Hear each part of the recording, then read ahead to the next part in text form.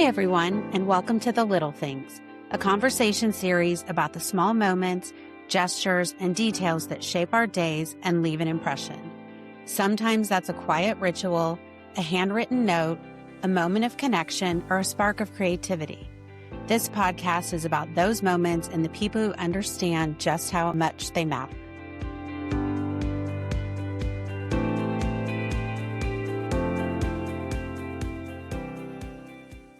Hi, everyone, and welcome to The Little Things, the conversation series about the tiny moments that connect us, shape us, and remind us what really matters. Today's guest is someone I have admired for a long time, Katie Sturino. She's the founder of Megababe, the author of Body Talk and Sunny Side Up, and a true trailblazer when it comes to body confidence, humor, and honesty. Katie's built a community of women who feel inspired, supported, and encouraged by her work. She reminds us that we're all different and that those differences aren't flaws. They're what make us real, relatable, and beautifully human. She encourages us to laugh at and celebrate the things we all struggle with. Katie, I am so happy you're here. Welcome. Thank you for having me. Hello, Jen. Hey. Well, let's dive right in. When you hear the phrase the little things, what does that mean to you? To me, I think immediately of the little things are the big things in marriage. But I don't know why that's the first thing that comes to my mind, because it's like the little things. I think it was because it was in my wedding ceremony at some point. I don't remember where. But I always found that to be a really powerful statement, because in life, when you're in a relationship like that, it comes down to the little things that people do or don't do for you, with you, and not necessarily like the big overtures. You're absolutely right. When I was working and very young, I had a coworker said to me, when you're looking for a husband or when you get married, just remember, it's not the diamonds, it's the daily things. It's the cup of coffee, it's bringing you a paper, it's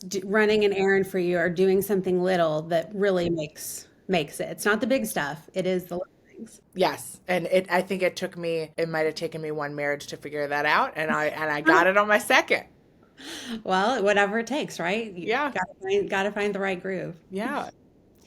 You split your time between New York, Palm Beach, and Maine, all fabulous places with such different energies. How do those different places and your different people in each community feel to you, connection-wise? That is a good question. I feel, and they are such different places, and I think it's interesting the way that my life has ended up like that. I was in New York with no other real estate or a location to go to other than my apartment in the city until 2021. So it was right after COVID. I realized I needed something else, but I was not ready to leave the city. So for me, New York I have so much history here. I have such a great support network here. And I don't think I realized that until I had to start setting up a new support network in Florida. And I'm lucky enough where I've met like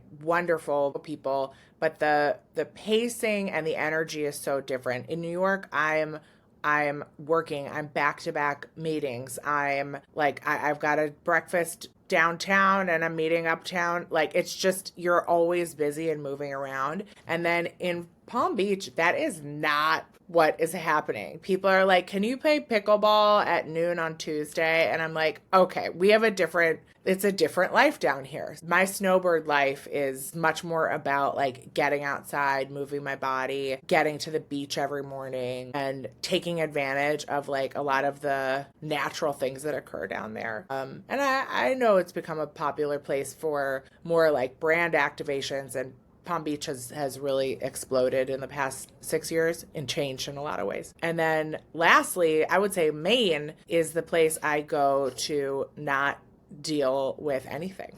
I hide in Maine. I love to just be, I just love to be there, just be in the nature. And I don't have any agenda nothing's pulling me away from my house in Maine. I love that.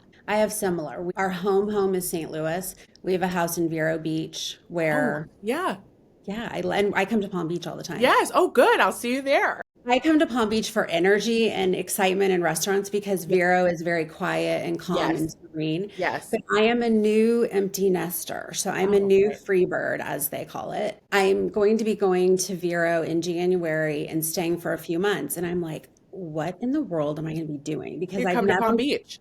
been there without my kids. Yeah.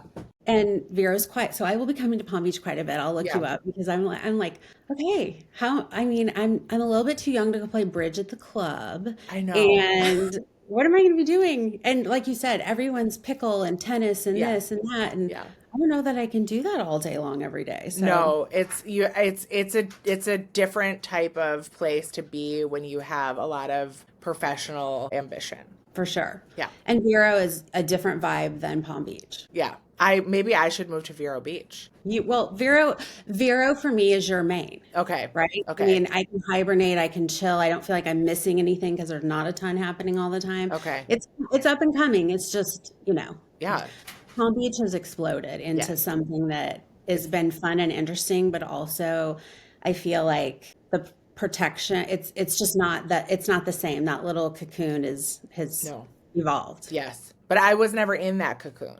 So it's like I don't know that life. But I know, I mean, I obviously um know people who have grown up there, and it's very different than the way it was. Yeah. Definitely. So aside from beach walks and nature, do you have any daily rituals that calm and kind of center you before you kick off the madness of every day? Definitely. I meditate, but I only meditate for like 3 to 6 minutes a day. And that's good enough for me. That's fine. And then I gotta move my body in the morning. I gotta go walking, gotta go outside. We've got two dogs, so I like to walk them. Um, and no, those are like my must do's in the morning. I agree. Calming your energy by walking, getting invigorated, nature, all those things Are are. you guys an animal family? Oh, yes, we have three golden doodles. What kind What? of pups do you have? No. Yes. I have two. One's an English Toy Spaniel and one's a King Charles Spaniel. I mean, they're the best. They're Yeah. like they're people. They Yeah. understand you. They know if you're happy. They know. I talk Yeah. to my dogs and they tilt their head and look at me like, They get it. "Yeah, Yeah. I know. I know what's up." Oh, and they're a great excuse to get moving. Rain, shine, cold, Yeah. hot. You Yeah. got to get Gotta get going. out there. I know. They're the best. And they travel a lot with us, but when they're not with me now and I'm missing them. My dogs that are sending me pictures and Yeah. I'm like, Well, they're in St. Louis too, where it's probably really cold. it's freezing right Yeah. now. We Yeah. we've I don't know what's happening in the world, but we typically don't get snow very early there, and we've had two snows already that have stuck, Whoa. which is unheard of. No. So right now it's global chilling. You're famous for saying that confidence isn't about being perfect. It's about being comfortable, which I love to be. Where did that belief start for you? That started for me, I think, when I started to do this work around body confidence and body acceptance in about 2014. I started talking to so many different women, and I realized that the women who I expected to have the most confidence in their body or their style or their life didn't. And I kind of started to put together that actually it really wasn't about like their size or their lifestyle. It really was about their energy and the way that they felt about themselves. And I realized that the way you feel, this is a long answer, but the way that you feel about yourself is really what people pick up on, and it's not the other stuff. I think that I used to hide behind I don't know. I used to hide behind things that I felt people needed in order to make me more palatable or make me feel like I would fit in more.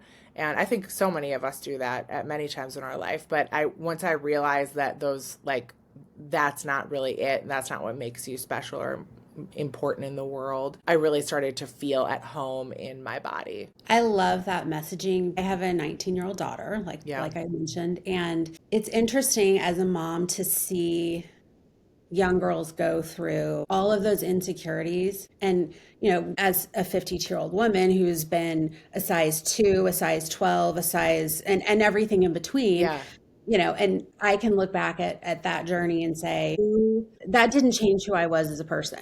On the inside, it might have, made me self-conscious and things, but on the outside, I was the same. Yeah. And I try to tell my daughter, kids don't listen sometimes, and maybe a little bit of absorbs. Be yourself and be confident in who you are, and just know in every room that you walk in, no one's as worried about you as you Oh, are. yeah. They're concerned with themselves. They're Yes. worried. They have something going on that day that's making them anxious, uncomfortable, insecure. And just know that they're not 100% focused on your pimple No. or, Or the whatever. way your pants look or whatever it is. Yeah. Yeah. Or Yeah. the fact that you feel like your tummy's too big Yeah. today. Just it's so hard because they see so much perfection. And I don't know. I mean, as a 19-year-old, like it would be very advanced to be able to like realize those lessons in the moment. But I feel like to even have that information coming at you from you, like I didn't have that at 19. And I think that is, it's amazing that we're able to even have those conversations now. Well, voices like yours enable that, right? Because listening to you, I also put lots of different things in perspective and have the confidence to then share that with my daughter because I see how vulnerable the young girls are. I say sometimes the internet speaks to me, and I'll open Instagram and there'll be that meme that says, a picture of you when you were 19 and you thought you were fat. Yes. I Yeah. wish I could be that fat again, right? Yes. Yes. Yeah. I look at her and think, oh, you're beautiful. You always will be. None of that extra stuff matters. Don't Yes. look around and think someone's thinner or any of that because you're perfect as you are. It's just so Yeah. hard. So Yes, hard. it is so hard. I know. And I say that now. I'm taking that same mindset into aging now because I'm like, I'm going to turn 45 this week. And I'm like, okay, are you going to choose to look in the mirror and start pulling yourself apart? Or are you going to choose to like realize that your 52-year-old self and your 62-year-old self are going to look at you now and be like, wow, you're perfect. So Absolutely. it's like these choices we have to keep making or like it's never really done. It's not. And I think it's almost sometimes for me every day when I look in the mirror or Yeah. every day when I roll out of bed or Yeah. it's like, It's a choice. it's a choice, Yeah. and I try my best most of the time, but it's a work in I'm a work in progress at 52 and will be Yes. at 62 and Exactly. 72. Yes. And it is progress, not perfection. Oh, that's my motto, progress Yeah. over Yeah. perfection. Well, you have made topics like thigh chafing both funny and empowering. How has humor helped you reach your audience on a deeper level and grow this appreciation for you and Megababe and your company? How I use humor approaching some of these topics that have been discussed as embarrassing or shameful or really evoking negative feelings in people. I think that just making a joke or just approaching things with like a bit of a cheeky point of view is much better for me than some of the like more earnest shame-based emotional ways that beauty companies have appealed to women in the past. I think of just like old tampon commercials or like or even just like Weight Watchers, Jenny Craig, like all these like real just like try to hit you in the heart kind of approaches, and I've always found that to be too earnest and embarrassing. So I wanted to approach Megababe with not only a humorous point of view, but really fun packaging, highlighting the fact that like it's important for you to be comfortable and that what you're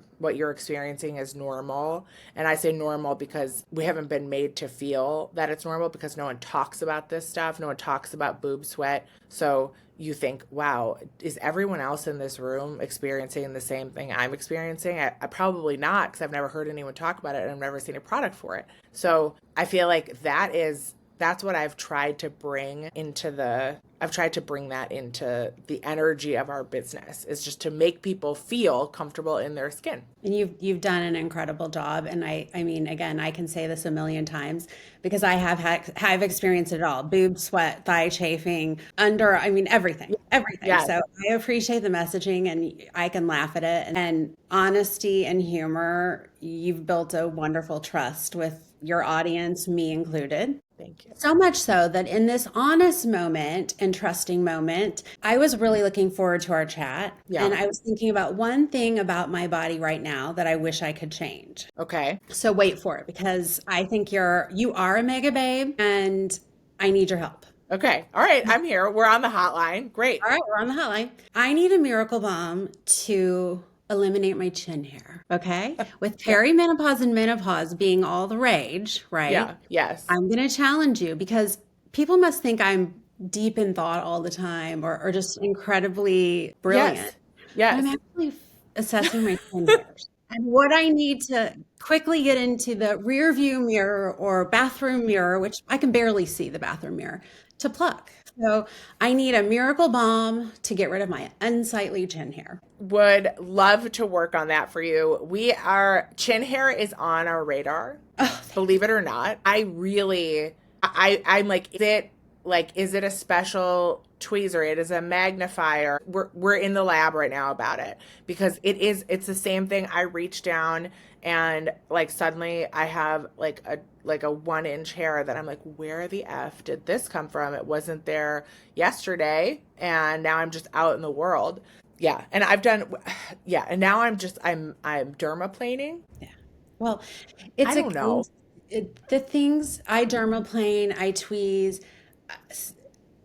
I cut myself all the time dermaplaning. Oh, I don't know how I people go do to a it. professional because I'm scared. Oh, But yeah, you should be scared. I'm out here just I have a cut currently I have a cut right here and a cut right here. And like I'm just like what am I doing? I'm just razoring my face with no like plan. I don't know how men do it. I don't And either. I tweeze, and an hour later, it's back. No. What is going on? Like, what's happening down here? It's like whack-a-mole on my chin. Well, when you get to the phase, I will be a Your test, a tester? community Great. I'm test. gonna put you in the Megababe lab.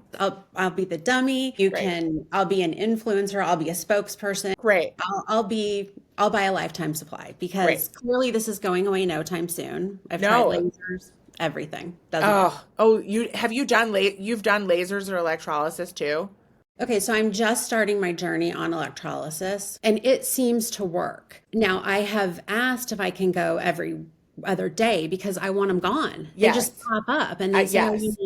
you need X number of days between." I could come tomorrow. Like, see me at 9 a.m. today and 9 a.m. tomorrow. It's kind of I ridiculous. did electrolysis for about a year, pretty inconsistently, but I just don't it was almost like there was no end in sight. Like I was like, how long are we doing this for? I So I really think. just went back to my stupid razor, Mhm. which I need to maybe reevaluate. I think that the thing is it's constant and it probably is forever until you get so old that nothing grows. I don't know. Yeah. Well, I might look, or you just have like a little chinny chin hair and Yes, go, or "Ooh, or goatees become in fashion and then everything exactly." is a lot easier. Yes, Yeah. exactly.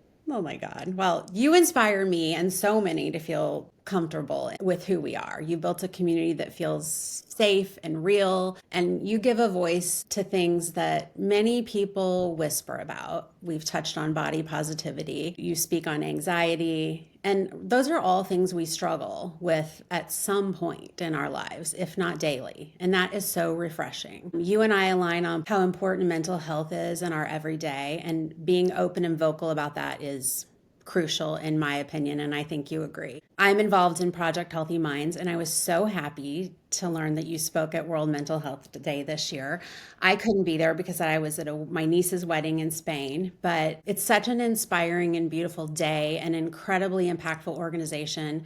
I was so sorry to miss it, and I would love to hear what your experience was like in Oh. that setting. I was not really familiar with Project Healthy Minds until the summit. Is that the word I'm looking for? They call it Festival? yes, Yes. festival, World I, Mental Health Day Festival on October yes. 10th every year. October 10th every year. Okay. Well, I did not know what to expect. And what I found were so many different points of view that I hadn't even like considered, especially around the impact of technology on our youth and the fact that like young people are begging for legislation and basically for adults to come govern and make guardrails so that like they don't get ruined by technology, and we're really not doing that. And so it's like they're having to come speak up and be like, please regulate these industries, because it's like ruining our lives. I really did not know that it was, I knew it was bad. I didn't know it was so bad. And then, I mean, the panel that I was on was with Hunter McGrady and Jessica Krull, who's the editor in chief of Allure magazine and Women's Health. And it was all about like the body acceptance in the age of GLP-1s and how GLP-1s have had this really interesting effect on the public opinion around body size and who is going to be basically, will there be any plus size people left after GLP-1? And a lot of people, including clothing manufacturers, say no. And I think that's so interesting because I've been considered plus size pretty much my whole life. So it's just an interesting loophole that people have started to use as a scapegoat for not being size inclusive anymore. That's interesting. I have mixed feelings on the industry input, Yeah. right? I mean, that's a slippery slope Yeah. because I think the inclusivity needs to stay present and, body sizes are always going to be Diversity. Like, diversity. yeah, just showing different bodies on, like, I think that that was what was so powerful about the, like the 2015 to 2020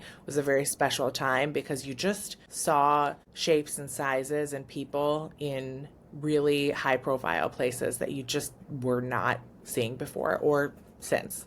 Yeah, I think that's really inspiring and comforting because it's always great to see someone who looks a little bit more like you or Yeah. me or softer. Yes. I think even just the edginess of fashion is gone right now. And I Yeah. hope that they don't go back to that. I mean, just Yeah. in terms of the severity of everything. Yes. I Yeah. hope that we continue on a positive track. Well, you've been open about using GLP-1. That is a level of transparency and a form of leadership. How did that choice to take a weight loss drug shift the way you feel about confidence and your relationship with the community that you've built? Because I'm sure that you have been given feedback and support. Yeah. Love to Yes. learn more about that. Yeah. I decided that, well, I got on it because my blood work was no longer healthy and I tried on my own for over a year to change it and I couldn't. And so my doctor recommended it and I had no idea what to expect. And I think that in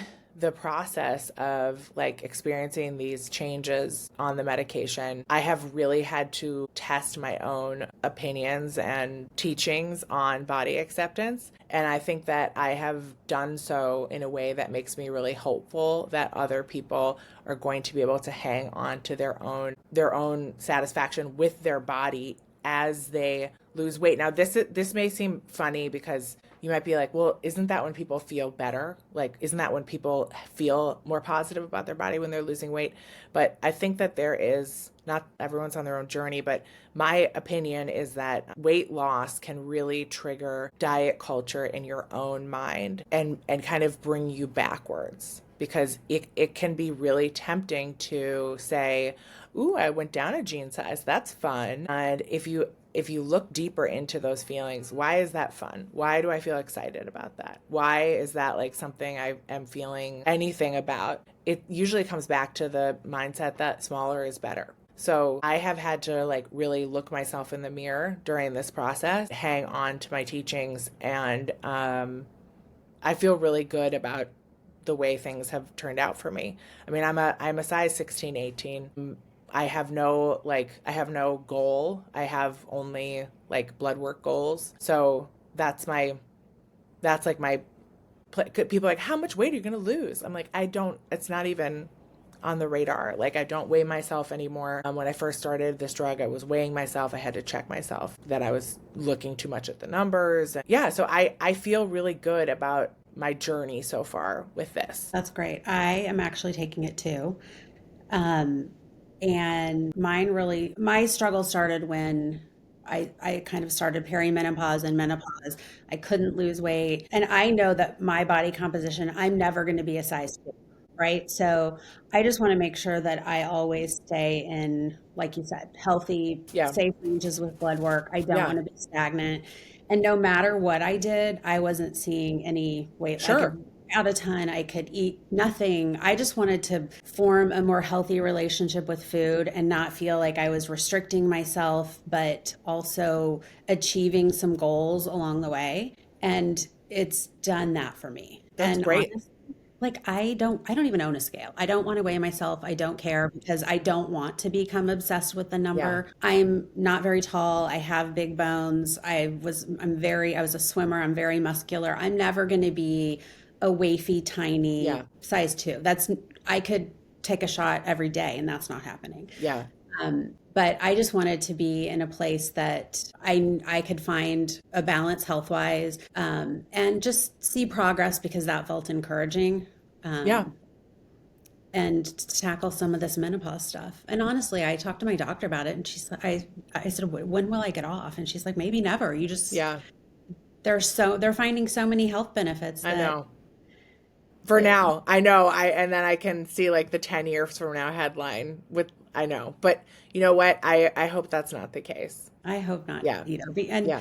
you now all the news is saying that a enormous percentage of Americans will be on GLP-1s in the next X number of years. Yeah. So it would be great if we, For so many different reasons, and I think that that is great. I think something that's interesting, maybe it's not interesting, maybe it's just interesting to me, but I think that the way that there's all this new terminology around, let's just say the word weight loss, and I think that people can look at it as precious or just saying the same thing, but the truth is that we actually need new ways to talk about bodies and weight, because the old ways are all full of triggers and not really effective or healthy for people mentally. So I feel very like, shameful, right? So much very shame. shameful. Yes. So it's like, yes, you can roll your eyes at the like, Lizzo recently talked about how she has done a weight release, and people were like, oh, you just went on a diet.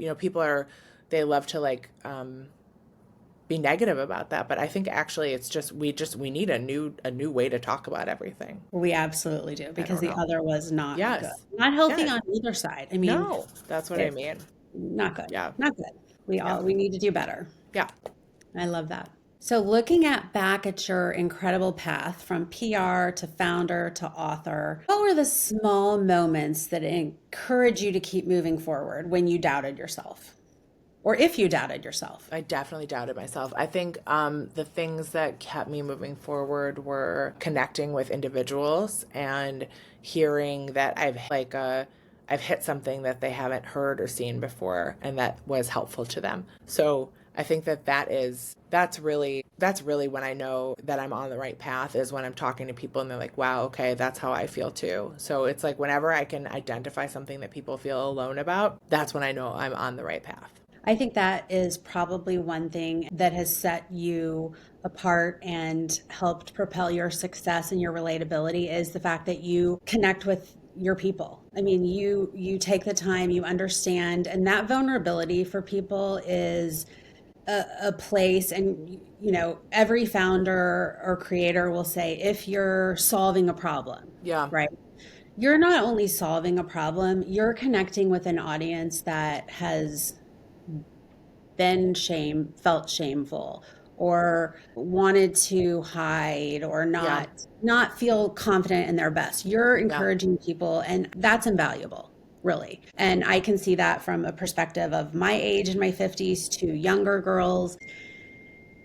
That is something that has probably been a foundation and bedrock of who you are and Megababe and all the things that you create from now on. Yeah. Yes. Thank you for saying that. Yes, that's what I hope. I love that. That's fantastic. Okay, well, what moments in your own life remind you of what truly matters? I think sometimes when you're in this industry where you're exposed to a lot of flashy events, or you're at the party everyone else was at, or I don't know. I think it's sometimes when you hit some of those things where you're like, "Ooh, I can't wait to go to that," or maybe I'll be invited here, and you get there and you're like, "You know what? I don't even care about this, and I'd rather be with like my husband and our dog than be at this thing that everyone's like trying to get into." And I think that sometimes has been those moments for me have been like, wow, okay, so you can make it to this big thing,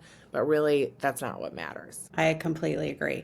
I'm a major homebody. I would rather be in my sweats, Yeah. chilling at Yeah. home than out glammed. In Yes. fact, like I almost have a phobia of getting glammed for some, and I mean, I appreciate it, but I'm like, when plans get canceled, I'm like, wow, No, this is that's the amazing. best. I Yeah. can hang with my husband, my dog, Best. my kids. That's what I mean. Yeah. I feel the same way. That's my favorite. All right. Well, I would love to do a little rapid fire before we go. Okay. Okay, Miss Katie, morning person or night owl? Morning person. Favorite comfort show? Homeland. I love it too. What's your guilty pleasure snack? Currently, it's Nightingale ice cream sandwiches delivered by DoorDash. I have not Yeah. tried that. Yeah. I will I partake. I know, just discovered them. Like, keep them coming. I love a new find. It's Yes. like hitting the lottery. It's like, Yes. oh my Yeah. God, how did this Yes. exist and I didn't know about No, it? and then I love to just hyper focus on it and like eat it till I can't look at it anymore. I feel like I do it, and then Yes. done. Every I'll day. never look at it Huh? again. Yep. Yes. I have a lineup of all of those kinds of things. Okay, last product you recommended to a friend. Oh, U Beauty resurfacing serum. I just Do you got like that. do you like U Beauty? I do like You Beauty. It took me a long time to like admit that I really liked it, and I do. I watched Tina on her Insta piling it all on. I'm Oh, like, I okay, need to follow her. I yeah, need you to follow her. watch. Okay. She's really inspiring and she has gorgeous skin. So, and they Oh, say the that's good. neck thing, the neck product, I don't know what it's called, the You Beauty neck I should get that. is is a hot item. And I've got these god awful lines around my neck. So I need to get that because I'm a chicken and I will never have a surgery. I'm too scared. So a little cream might ease that. Okay. Ease Okay, that. noted. They're taking a Mhm. lot of notes here. And finish this little sentence. Well, just finish this sentence. The little things are. The little things are the big things. Yeah, girl. Yeah. All right, Katie, thank you for being one of my very first guests. I adore you, your honesty, your humor, and the way you make so many of us feel seen. Do you have anything in the works that you'd like to talk to us about so we might need to be on the lookout for? We have some new stuff launching for Megababe in 2026, so watch this space. That sounds great. And 2026 is knocking on our door any minute. Yeah. You can find more of Katie's world on our Substack, Lobby Coffee, and on Instagram at Katie Sturino. Go follow her, support her, and keep soaking in everything she's building. Until next time, cheers to the little things.